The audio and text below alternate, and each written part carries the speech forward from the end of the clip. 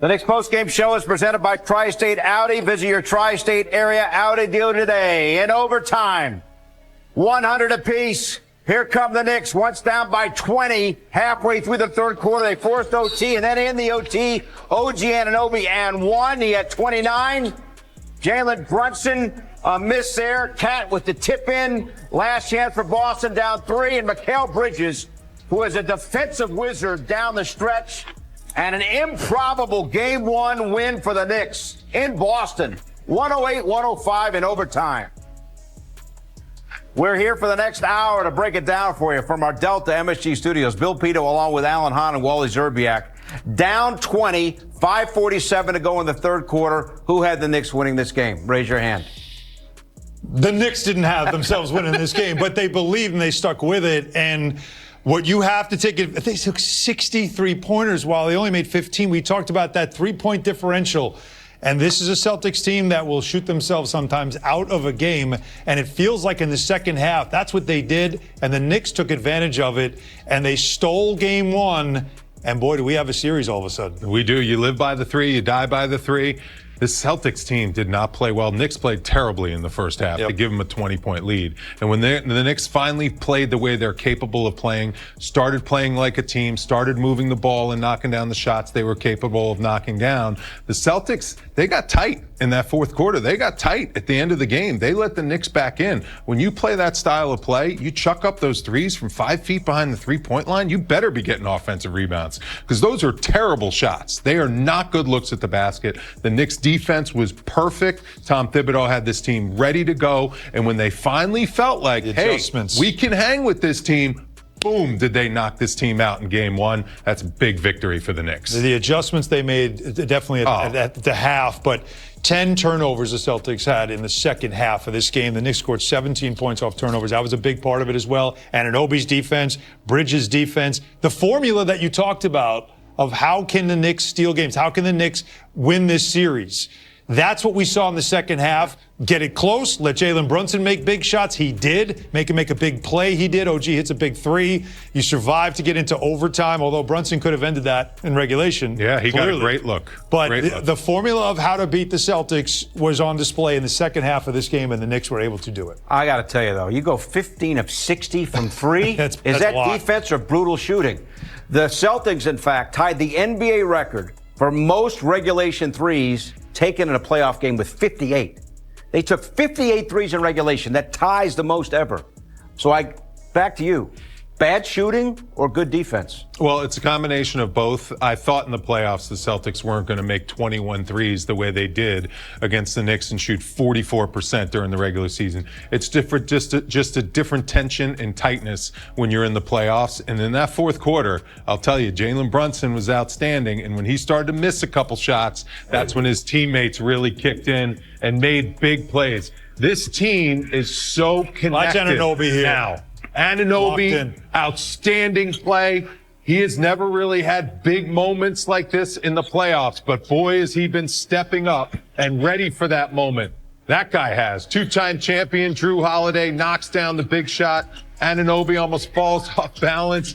And there's Jalen Brunson knocking down those threes, gives the Knicks a 6-point lead in the fourth quarter. Huge 6-point lead. Continues to knock down those mid-range shots, but he started to miss a little bit. This is the one that gave him that 6-point lead at 97-91.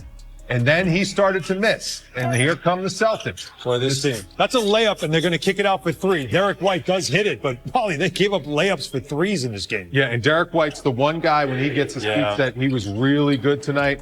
But then Jalen Brunson did a good job at trusting his teammates. And boy, OG Anunoby, he is ready to play in this series. He is elevating his game big time. Nice little play there. I thought Karl Anthony Towns just a step slow on that rotation. Good defense by Mitchell Robinson. Got to get these rebounds, and they do. So now here we go. Final possession. Look. What a play by Karl Anthony Towns. What a pass off the inbounds. Great diagram. And you're thinking, can't get it in regulation. What about overtime? More defense. Look at this. Like right there. Disruption. Get the steal. And now Josh Hart on the break. And you're going to find OG Anunoby. Everybody's looking for Brunson. Anunoby cutting to the basket. The dunk and one. And the Knicks get up 103-100. And then how about this kick out? And there's Wingstop working together, a corner three. 106-100, you're feeling good about things, but you know this Celtic team finds a way to get open threes. That's off an offensive rebound. Brown's 1 only for 10. Only three he made all night. He was 0 for 9 before that, and now here, this is all you need, some defense, and you take away any opportunity for them to steal that game, punctuated by defense, which I thought was fitting in that second half of what the Knicks were able to do to this Celtic team. Look at the three-point shooting. It's worth drilling down on this again. Brown, 3-point shooting, 1 out of 10. Tatum, 4 out of 15 from 3. Derek White, 5 of 16 from 3. Look, we've talked about the Celtics. They took more threes, made more threes than any team in NBA history in the regular season. The question is, can you win in the playoffs playing like this? They won a championship last year doing this. I understand that, but that was... It's what you got to do. get quality looks. That's the key. And this team, the Celtics, they thought they were going to just prance through this game and prance through this series and just coast like they did against the Knicks in the regular season. The Knicks showed this is a totally different ball game. This is a totally different team than the Celtics played in the regular season.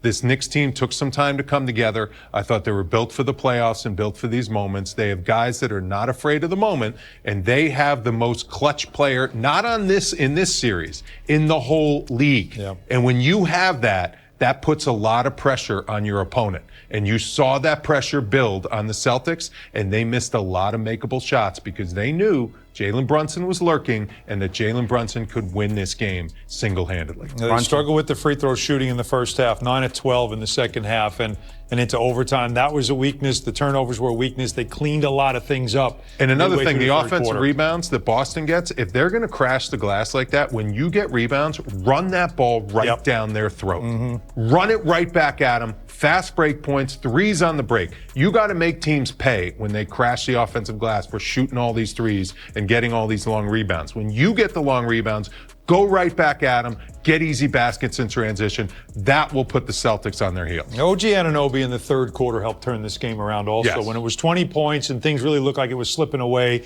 and the Knicks offense was struggling, Anunoby got things going. They had a 20-6 run and really got themselves back into the game. All that you needed was that belief. Somebody had to get hot. Somebody had to make a difference.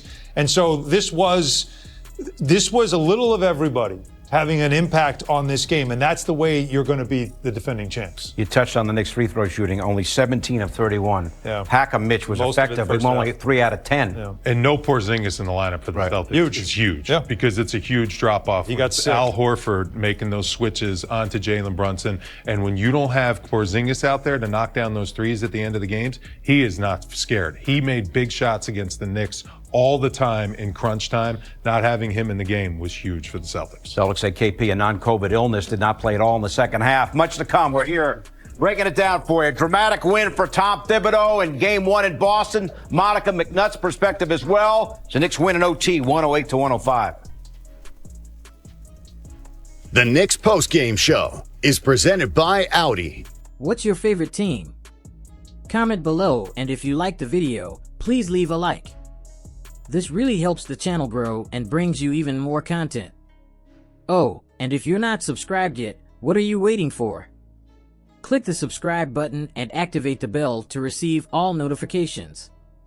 With each game, we notice that the NBA is getting more competitive every day, and all the teams are looking for reinforcements to win the championship. And only here can you follow your favorite team daily with incredible content from different sources. Here on the channel, there are new videos every day with analysis, curiosities, and the best moments in basketball. That's it for today, folks. Thanks for following along. The NBA doesn't stop, and neither do we. Until the next video. NBA, the passion that connects us.